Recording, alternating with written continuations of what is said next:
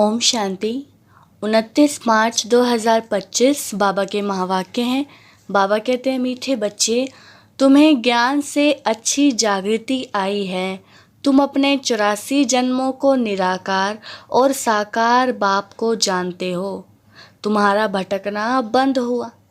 प्रश्न है, ईश्वर की गत मत न्यारी क्यों गाई हुई है? उत्तर, क्योंकि वह ऐसी मत देते हैं जिससे तुम ब्राह्मण सबसे न्यारे बन जाते हो। तुम सबकी एक मत हो जाती है। दूसरा, ईश्वर ही है जो सबकी सद्गति करते हैं, पुजारी से पूज्य बनाते हैं, इसलिए उनकी गत मत न्यारी है, जिसे तुम बच्चों के सिवाय कोई समझ नहीं सकता। ओम शांति। तुम बच्चे जानते हो, बच्चों की अगर तबीयत ठीक नहीं होगी तो बाप कहेंगे, भल यहाँ सो जाओ, इसमें कोई हर्जा नहीं, क्योंकि सिकिलदे बच्चे हैं। अर्थात 5000 वर्ष बाद फिर से आकर मिले हैं। किसको मिले हैं? बेहद के बाप को। यह भी तुम बच्चे ही जानते हो, जिसको निश्चय है बरोबर हम बेहद के बाप से मिले हैं, क्योंकि बाप होता ही है एक हद का और दूसरा बेहद का। दुख में सब बेहद के बाप को याद करते हैं, सतयुग में एक ही लौकिक बाप को याद करते हैं, क्योंकि वहाँ है ही सुखधाम। लौकिक बाप उसको कहा जाता है जो इस लोक में जन्म देता है। पारलौकिक बाप तो एक ही बार आकर तुमको अपना बनाते हैं। तुम रहने वाले भी बाप के साथ अमरलोक में हो, जिसको परलोक परम धाम कहा जाता है। वह है परे ते परे धाम। स्वर्ग को परे ते परे नहीं कहेंगे। स्वर्ग नर्क यहाँ ही होता है। नई दुनिया को स्वर्ग, पुरानी दुनिया को नर्क कहा जाता है। अभी पतित दुनियाएं पुकारते भी हैं, हे पतित पावन आओ। सतयुग में ऐसे नहीं कहेंगे। जब से रावण राज्य होता है तब पतित बनते हैं, उनको कहेंगे 5 विकारों का राज्य।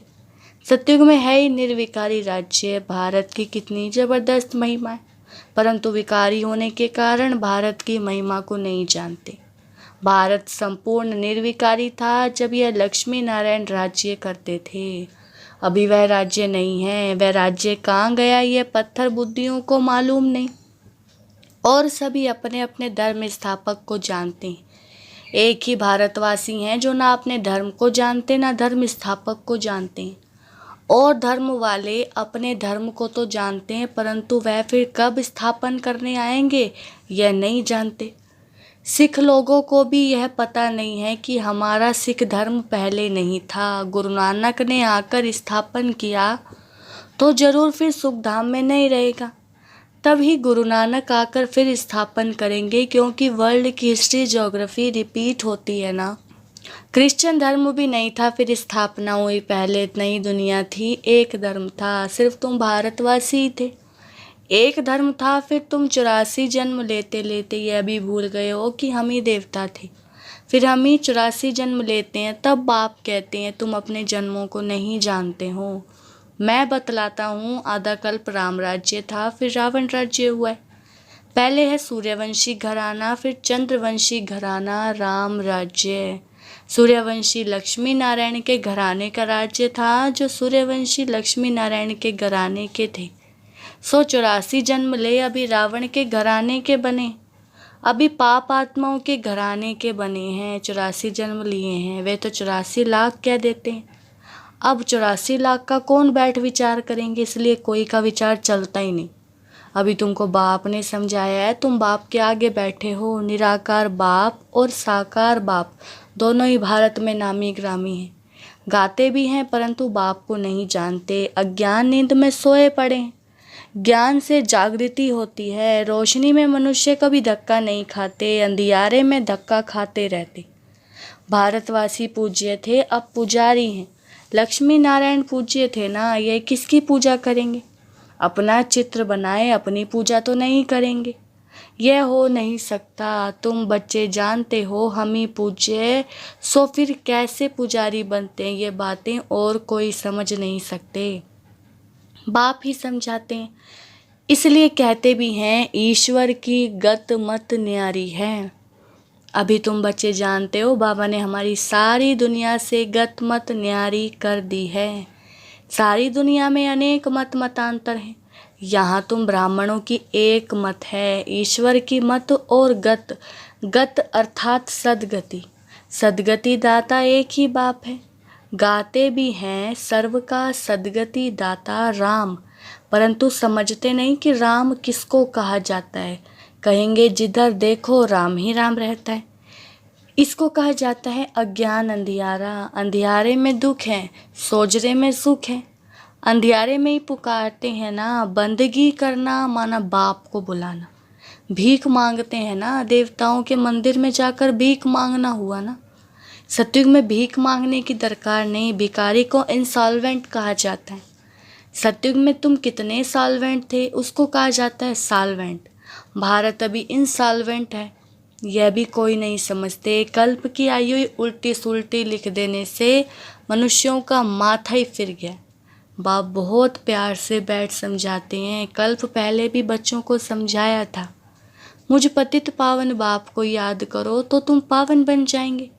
पतित कैसे बने हो, विकारों की खाद पड़ी है, सब मनुष्य जंक खाए हुए, अब वह जंक कैसे निकले। मुझे याद करो, देह अभिमान छोड़ देही अभिमानी बनो। अपने को आत्मा समझो, पहले तुम हो आत्मा फिर शरीर लेते हो। आत्मा तो अमर है, शरीर मृत्यु को पाता है। सतयुग को कहा जाता है अमर लोक, कलयुग को कहा जाता है मृत्यु लोक। दुनिया में यह भी कोई नहीं जानते कि अमर लोक था फिर मृत्यु लोक कैसे बना। अमर लोक अर्थात अकाले मृत्यु नहीं होती, वहाँ आयु भी बड़ी रहती है, वह है ही पवित्र दुनिया। तुम राज ऋषि हो, ऋषि पवित्र को कहा जाता है। तुमको पवित्र किसने बनाया? उनको बनाते हैं शंकराचार्य, तुमको बना रहे हैं शिवाचार्य। यह कोई पढ़ा हुआ नहीं है, इन द्वारा तुमको शिव बाबा आकर पढ़ाते हैं। शंकराचार्य ने तो गर्भ से जन्म लिया, कोई ऊपर से अवतरित नहीं हुआ। बाप तो इनमें प्रवेश करते हैं, आते हैं, जाते हैं, मालिक हैं, जिसमें चाहे उनमें जा सकते हैं। बाबा ने समझाया है, कोई का कल्याण करने अर्थ मैं प्रवेश कर लेता हूँ। आता तो पतित तन में ही हूँ ना, बहुतों का कल्याण करता हूँ। बच्चों को समझाया है कि माया भी कम नहीं है। कभी कभी ध्यान में माया प्रवेश कर उल्टा सुल्टा बुलवाती रहती है, इसलिए बच्चों को बहुत संभाल करनी है। कईयों में जब माया प्रवेश कर लेती है तो कहते हैं मैं शिव हूँ, फलाना हूँ। माया बड़ी शैतान है। समझदार बच्चे अच्छी रीति समझ जाएंगे कि ये किसका प्रवेश है। शरीर तो उनका मुकर्रर यह है ना, फिर दूसरे का हम सुने ही क्यों। अगर सुनते हो तो बाबा से पूछो कि यह बात राइट है व नहीं, बाप झट समझा देंगे। कई ब्राह्मणियां भी इन बातों को समझ नहीं सकती कि ये क्या है। कोई में तो ऐसी प्रवेशता होती है जो चमाट भी मार देते, गालियां भी देने लग पड़ते। अब बाप थोड़े ही गाली देंगे। इन बातों को कई भी बच्चे समझ नहीं सकते। फर्स्ट क्लास बच्चे भी कहाँ कहाँ भूल जाते हैं। सब बातें पूछनी चाहिए, क्योंकि बहुतों में माया प्रवेश कर लेती है, फिर ध्यान में जाकर क्या क्या बोलते रहते हैं। इसमें भी बड़ा संभालना चाहिए। बाप को पूरा समाचार देना चाहिए। फलाने में मम्मा आती है, फलाने में बाबा आते हैं। इन सब बातों को छोड़ बाप का एक ही फरमान है कि माँ में कम याद करो। बाप को सृष्टि चक्र को याद करो। रचयिता और रचना का सिमरन करने वाले की शक्ल सदैव हर्षित रहेगी। बहुत हैं जिनका सिमरन नहीं होता है। कर्म बंधन बड़ा भारी है। विवेक कहता है जबकि बेहद का बाप मिला है, कहते हैं मुझे याद करो, तो फिर क्यों ना हम याद करें। कुछ भी होता है तो बाप से पूछो, बाप समझाएंगे कि कर्म भोग तो अभी रहा हुआ है ना। कर्मातीत अवस्था हो जाएगी तो फिर तुम सदैव हर्षित रहेंगे, तब कुछ ना कुछ होता है। यह भी जानते हो मिरुआ मौत मलुक का शिकार, विनाश होना है। तुम फरिश्ते बनते हो, बाकी थोड़े दिन इस दुनिया में हो, फिर तुम बच्चों को यह सूक्ष्म वतन भासेगा नहीं। सूक्ष्म वतन और मूल वतन भासेगा। सूक्ष्म वतन वासियों को कहा जाता है फरिश्ते, वह बहुत थोड़ा समय बनते हैं। जबकि तुम कर्मातीत अवस्था को पाते हो, सूक्ष्म वतन में हड्डी मांस नहीं होता। हड्डी मांस नहीं तो बाकी रहा क्या, सिर्फ सूक्ष्म शरीर होता है। ऐसे नहीं कि निराकार बन जाते, नहीं, सूक्ष्म आकार रहता है। वहाँ की भाषा मूवी चलती है। आत्मा आवाज से परे, उसको कहा जाता है सटिल वर्ल्ड, सूक्ष्म आवाज होता है। यहाँ है टॉकी, फिर मूवी, फिर साइलेंस। यहाँ टॉक चलती है, ये ड्रामा का बना बनाया पार्ट है। वहाँ है साइलेंस, वह मूवी, और यह है टॉकी। इन तीन लोगों को भी याद करने वाले कोई विरले ही होंगे। बाप समझाते हैं, बच्चे सजाओं से छूटने के लिए कम से कम 8 घंटा कर्म योगी बन कर्म करो, 8 घंटा आराम करो और 8 घंटा बाप को याद करो। इसी प्रैक्टिस से तुम पावन बन जाएंगे। नींद करते हो, वह कोई बाप की याद नहीं है। ऐसे भी कोई ना समझे कि बाबा के हम तो बच्चे हैं ना, फिर याद क्या करें। नहीं, बाप तो कहते हैं मुझे वहाँ याद करो। अपने को आत्मा समझ मुझे याद करो। जब तक योग बल से तुम पवित्र ना बनो, तब तक घर में भी तुम जा नहीं सकते। नहीं तो फिर सजाएं खाकर जाना होगा। सूक्ष्म वतन, मूल वतन में भी जाना है, फिर आना है स्वर्ग में। बाबा ने समझाया है, आगे चल अखबारों में भी पढ़ेगा, अभी तो बहुत टाइम है। इतनी सारी राजधानी स्थापन होती है, south, north, east, west, Bharat का कितना है, अब अखबारों द्वारा ही आवाज़ निकलेगा। बाप कहते हैं मुझे याद करो तो तुम्हारे पाप कट जाएंगे। बुलाते भी हैं, हे पतित पावन लिबरेटर, हमको दुख से छुड़ाओ। बच्चे जानते हैं ड्रामा प्लान अनुसार विनाश भी होना है। इस लड़ाई के बाद फिर शांति ही शांति होगी, सुख धाम हो जाएगा, सारी उथल पाथल हो जाएगी। सतयुग में होता ही है एक धर्म, कलयुग में अनेक धर्म, यह तो कोई भी समझ सकते हैं। सबसे पहले आदि सनातन देवी देवता धर्म था। जब सूर्यवंशी थे तो चंद्रवंशी नहीं थे, फिर चंद्रवंशी होते हैं। पीछे ये देवी देवता धर्म ही प्रायलोप हो जाता है, पीछे फिर और धर्म वाले आते हैं। वह भी जब तक उन्हों की संस्था वृद्धि को पाए तब तक मालूम थोड़े ही पड़ता है। अभी तुम बच्चे सृष्टि के आदि मध्य अंत को जानते हो। तुमसे पूछेंगे सीढ़ी में सिर्फ भारतवासियों को क्यों दिखाया है? बोलो यह खेल है भारत पर। आधा कल्प है उन्हों का पार्ट, बाकी द्वापर कलयुग में अन्य सब धर्म आते हैं। गोले में ये सारी नॉलेज है। गोला तो बड़ा फर्स्ट क्लास है। सतयुग त्रेता में है श्रेष्ठाचारी दुनिया, द्वापर कलयुग में है भ्रष्टाचारी दुनिया। अभी तुम संगम पर हो, यह ज्ञान की बातें हैं। यह 4 युगों का चक्र कैसे फिरता है, ये किसको पता नहीं। सतयुग में इन लक्ष्मी नारायण का राज्य होता है। इन्हों को भी यह पता थोड़े ही रहता है कि सतयुग के बाद फिर त्रेता होना है, त्रेता के बाद फिर कलयुग द्वापर आना है। यहाँ भी मनुष्यों को बिल्कुल पता नहीं। भल कहते हैं परंतु चक्र कैसे फिरता है ये कोई नहीं जानते। इसलिए बाबा ने समझाया, सारा गीता पर जोर रखो। सच्ची गीता सुनने से स्वर्गवासी बनते हैं। यहाँ शिव बाबा खुद सुनाते हैं, वहाँ मनुष्य पढ़ते हैं। गीता भी सबसे पहले तुम पढ़ते हो, भक्ति में भी पहले पहले तो तुम जाते हो ना। शिव के पुजारी पहले तुम बनते हो, तुमको पहले पहले पूजा करनी होती है अव्यभिचारी। एक शिव बाबा की सोमनाथ मंदिर, और किसकी ताकत थोड़ी है बनाने की। बोर्ड पर कितने प्रकार की बातें लिख सकते हैं। यह भी लिख सकते हैं कि भारतवासी सच्ची गीता सुनने से सचखंड के मालिक बनते हैं। अभी तुम बच्चे जानते हो, हम सच्ची गीता सुनकर स्वर्गवासी बन रहे हैं। जिस समय तुम समझाते हो तो कहते हैं हाँ बरोबर ठीक है, बाहर गए खलास, वहाँ की वहाँ रही। अच्छा, मीठे मीठे सिकिलदे बच्चों प्रति माता पिता बाप दादा का याद प्यार और गुड मॉर्निंग। रूहानी बाप की रूहानी बच्चों को नमस्ते। हम रूहानी बच्चों की रूहानी बाप दादा को नमस्ते नमस्ते, गुड मॉर्निंग।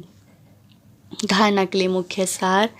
पहला पॉइंट है, रचयिता और रचना का ज्ञान सिमरण कर सदा हर्षित रहना है। याद की यात्रा से अपने पुराने सब कर्म बंधन काट कर्मातीत अवस्था बनानी है। दूसरा, ध्यान दीदार में माया की बहुत प्रवेशता होती है, इसलिए संभाल करनी है। बाप को समाचार दे राय लेनी है, कोई भी भूल नहीं करनी है। बाबा ने वरदान दिया है, अपनी शुभ भावना द्वारा निर्बल आत्माओं में बल भरने वाले सदा शक्ति स्वरूप भव। वरदान का विस्तार, सेवाधारी बच्चों की विशेष सेवा है स्वयं शक्ति स्वरूप रहना और सर्व को शक्ति स्वरूप बनाना। अर्थात निर्बल आत्माओं में बल भरना। इसके लिए सदा शुभ भावना और श्रेष्ठ कामना स्वरूप बनो। शुभ भावना का अर्थ यह नहीं कि किसी में भावना रखते रखते उसके भाववान हो जाओ, यह गलती नहीं करना। शुभ भावना भी बेहद की हो।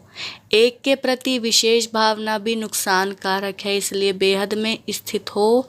निर्बल आत्माओं को अपनी प्राप्त हुई शक्तियों के आधार से शक्ति स्वरूप बनाओ। स्लोगन: अलंकार ब्राह्मण जीवन का श्रृंगार है, इसलिए अलंकारी बनो, देह अहंकारी नहीं। अव्यक्त इशारे: सत्यता और सभ्यता रूपी कल्चर को अपनाओ। कई बच्चे कहते हैं वैसे क्रोध नहीं आता है, लेकिन कोई झूठ बोलता है तो क्रोध आ जाता है। उसने झूठ बोला, आपने क्रोध से बोला, तो दोनों में राइट कौन? कई चतुराई से कहते हैं कि हम क्रोध नहीं करते हैं, हमारा आवाज़ ही बड़ा है, आवाज़ ही ऐसा तेज है। लेकिन जब साइंस के साधनों से आवाज़ को कम और ज़्यादा कर सकते हैं, तो क्या साइलेंस की पावर से अपने आवाज़ की गति को धीमी या तेज नहीं कर सकते हो? अच्छा, ओम शांति।